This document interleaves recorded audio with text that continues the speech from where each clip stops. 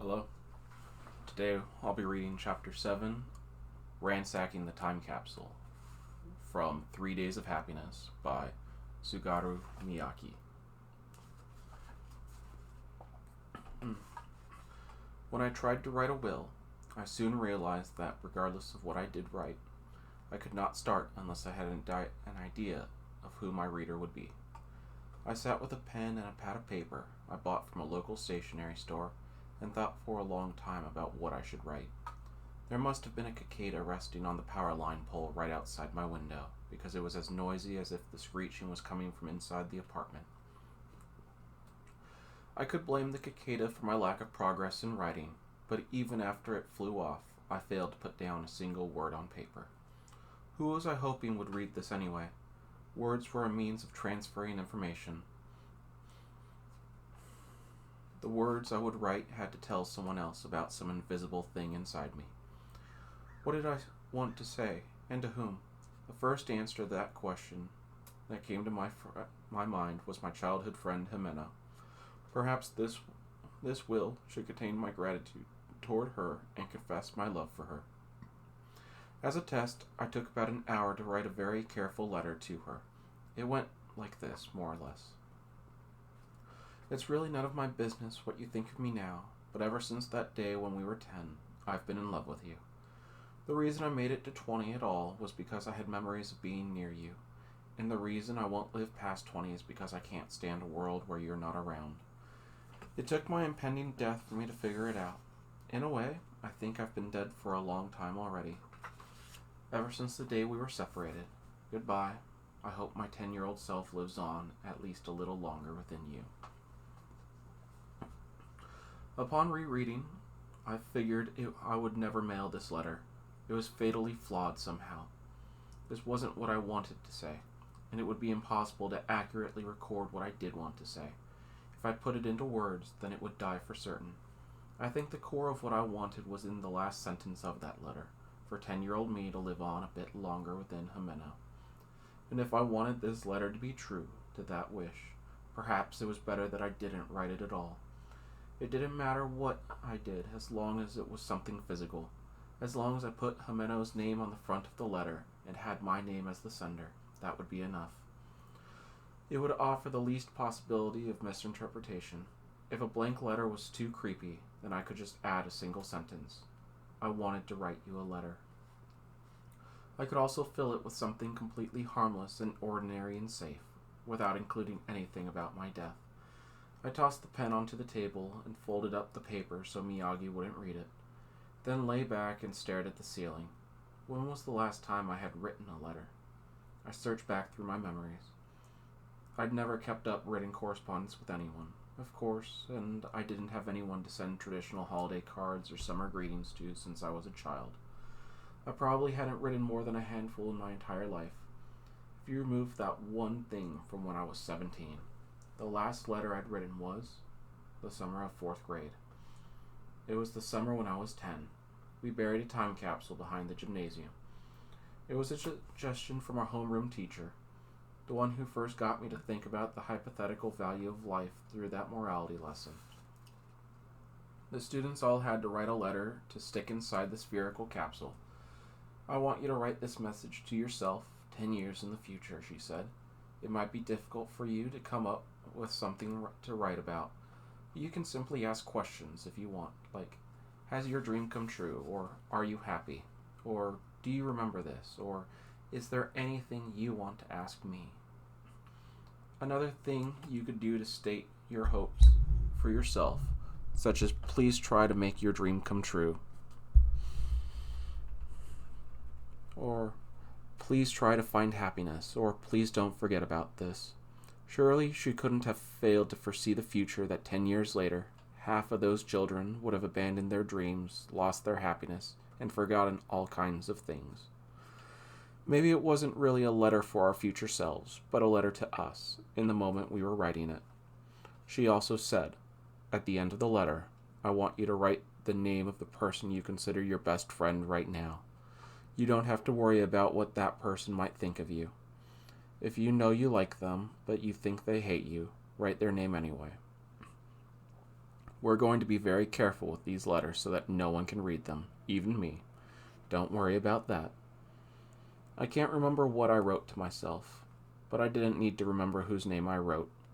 The time capsule was supposed to be dug up in 10 years. That was now, but there was no word about it. It was possible I just didn't get contacted, but what if that wasn't the case? What if the person in charge of reaching out to everyone completely forgot about it? Or what if they were going to reach out, but it simply hadn't happened yet? I wanted to read the letter before I died, but I wanted to do it all alone, without having to contact my old classmates. How are you going to spend your day today? Asked Miyagi when I stood up. Ransacking a time capsule, I replied. It had been a year since I last returned to where I grew up. The train station was like a miserable little prefab bungalow, and everything outside of it was familiar scenery. It was a green, hilly town. The sound of the bugs and the thick smell of plants was overwhelming compared with where I lived now. Even if I concentrated, the only thing I could hear was birds and insects. You aren't going to sneak into the elementary schoolyard and start digging in broad daylight, are you? Asked Miyagi, who was walking behind me. No, of course not. I'll wait until night. I'd gotten myself here on sheer momentum, but this town had almost nothing in the way of recreation facilities or restaurants. I hadn't thought about how to spend the hours until the sun went down. There wasn't even a convenience store within walking distance. At this rate, I should have taken a moped here. At least that would have eaten up a lot of time. But although I had plenty of time to kill, I wasn't going to return to my parents' house. I didn't want to see anyone I knew. If you don't know what to do with yourself, why not visit some places from the past? Miyagi asked, seemingly aware of exactly what I was thinking. Somewhere you went all the time as a child, but haven't visited in years, for example. Places from my past. The only memories I have of this town are bad ones. Aside from the ones relating to Himeno, you mean? I'd appreciate it if you didn't bring up her name. If there's anyone I don't want to hear from, it's you. I see. I'll be careful about that in the future. But if you'll pardon my intrusion, I would recommend you do not go to see anyone. I wasn't planning to. That's good, she said, her expression cold. The sunlight seemed to pierce through skin. It was going to be a hot one. I sat on the bench outside the station and thought about what to do. Nearby, Miyagi was applying some kind of sunblock to herself. I knew she was pale from the first time I met her, but now I was learning that she was careful to keep it that way. She was so dead serious and seemingly uninterested in appearances that this came as a surprise to me. No one else but me can see you, right? I asked. Basically, yes. Is it always like that? Yes. No one aside from the observation subject can see me. But as you know, there are exceptions. You probably noticed that, when I am not on monitoring duty, those who come wishing to sell their life, time, or health can see me. Why do you ask? No reason. Just wondering why you care about how you look if no one can see you. To my surprise, this appeared to touch a nerve with her. It's just something I do for myself, she said, seemingly offended. You take showers even when you don't have plans to meet anyone, don't you? I had hurt her feelings, I guess. If she were any other girl, I would have apologized right away. But because it was Miyagi, I actually felt a bit delighted, like I'd finally gotten back at her. I wanted to praise myself for that thoughtless comment. As I wandered, thinking, my feet took me toward the woods near the street where Himeno and I lived as kids. We played there often as children. I was a bit frustrated to realize I was doing exactly as Miyagi suggested. She had proved just how simple and predictable my actions were. The trip took quite a while because I avoided passing near my house. I stopped by the candy store I'd spent a lot of time in as a kid, but the sign was removed. They had gone out of business. I went down the road through the woods, then straight off into the trees until I reached my destination about 5 minutes later. The abandoned bus there had played the role of a secret fort for Himeno and me when we were young. It was rusted over on the outside, with only a tiny bit of red paint still remaining, but it was fairly clean on the inside, as long as you ignored the dust piling up on the seats and floor. You'd think there would be plenty of bugs, but there were hardly any to be seen. I walked throughout the bus, looking for traces of our presence, but I didn't find anything of the sort. I was ready to give up and leave when I happened to glance at the driver's seat, and I saw it. Something was written on the side of the seat in blue permanent marker. I got closer and squinted. It was an arrow.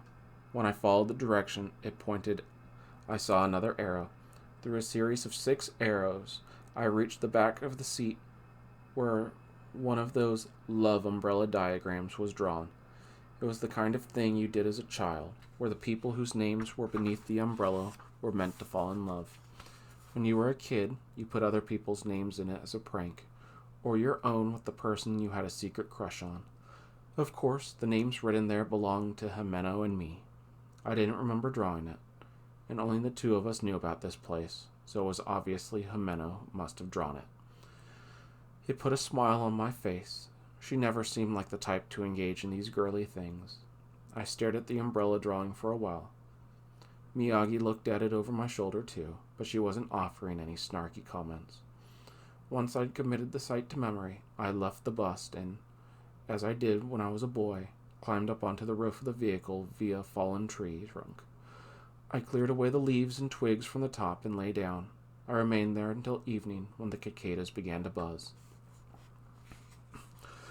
After a brief visit to my grandfather's grave, it was night when I headed for the elementary school. I borrowed a shovel from the tool shed, picked out a spot in the ground behind the gymnasium that seemed right, and began to dig. The green color of the emergency exit light cast a glow around the area.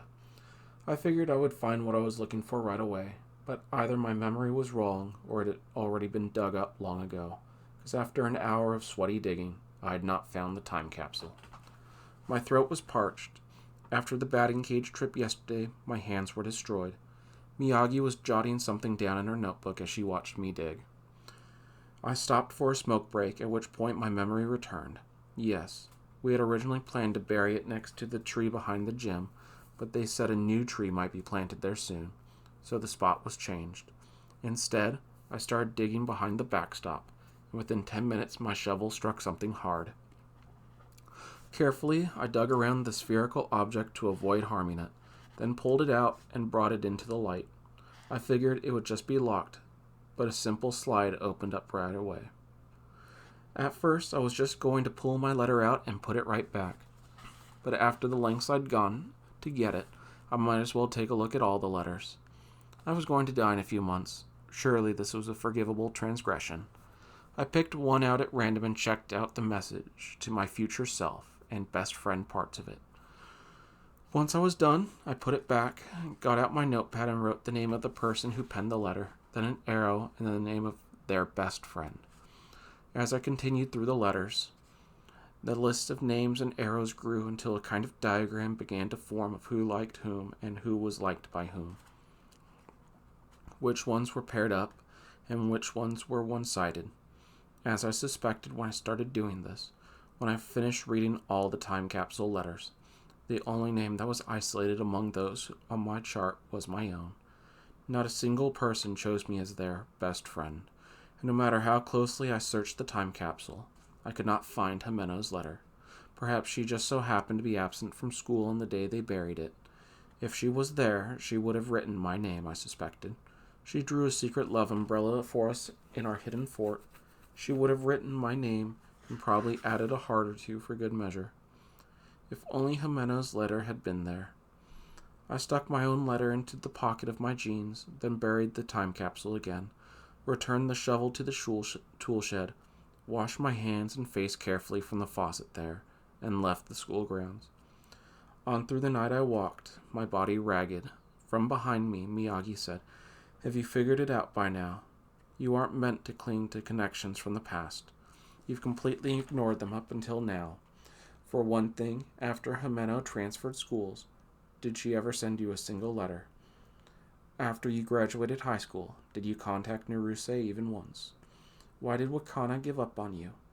Did you bother to attend your class reunion? I know this sounds harsh, but don't you think it's awfully presumptuous of you to look to the past now?" That pissed me off, but I had no response. Miyagi probably had a good point. I was acting like an atheist who traveled around to different shrines and temples praying to whatever god would listen to me as soon as I found myself in need of help. But with my past and my future both shut off to me, what was I supposed to do? When I got to the station and looked at the timetable, I doubted my eyes. The last train had left hours ago.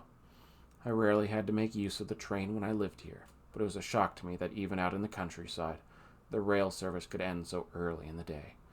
I could have called a taxi, and there was nothing preventing me from going to a family home, but in the end, I chose to spend the night at the station. At this point, I wanted physical pain that was greater than my mental pain. If I was the right amount of sore, I could dedicate all my attention to that. So I sat on the hard bench and closed my eyes. The sound of the bugs hitting fluorescent lights was constant. I was exhausted enough to get some sleep, but the inside of the building was surprisingly bright, and there were insects crawling on my legs, so it was not going to be pleasant. From the bench behind me, I could hear Miyagi's pen scribbling. She was tough, I had to admit. Based on what I'd experienced in the last few days, it didn't seem like she'd slept much, if any. At night, she apparently slept 1 minute, then woke for 5. That was probably what a monitor had to do, but it seemed like a harsh job for a young woman.